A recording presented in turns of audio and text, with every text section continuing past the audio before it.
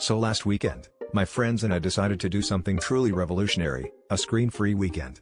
No phones, no laptops, and, tragically, no binge-watching documentaries about competitive cheese rolling.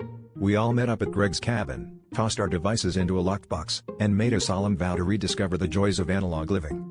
Within the first hour, we learned that none of us actually owns a deck of cards, our knowledge of board games begins and ends with Monopoly rage quit stories, and group charades quickly devolved into an argument over whether Bluetooth counts as one word or two.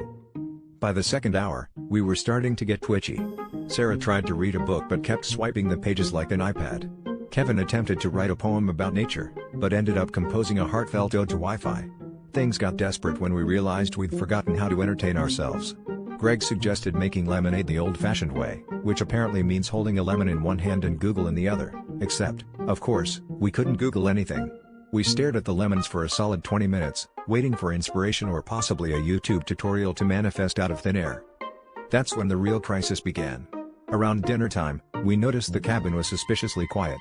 No comforting hum from the kitchen, no faint buzz of the fridge compressor.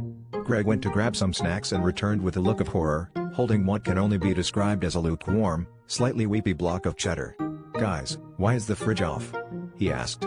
After a quick investigation, we discovered that in our zealous commitment to unplug from technology, someone had unplugged the refrigerator, but left the router plugged in, just in case of emergency. The only emergency was the rapidly melting ice cream and the existential dread of losing both our screens and our snacks. We spent the rest of the night frantically eating everything perishable, cheese, ice cream, 3 sticks of butter, don't ask, while discussing the philosophical implications of the world without refrigeration. In the end, we learned 2 important lessons. First, never trust Greg to lead a digital detox. And second, if you're going to unplug for the weekend, make sure the only thing you don't disconnect is your chill.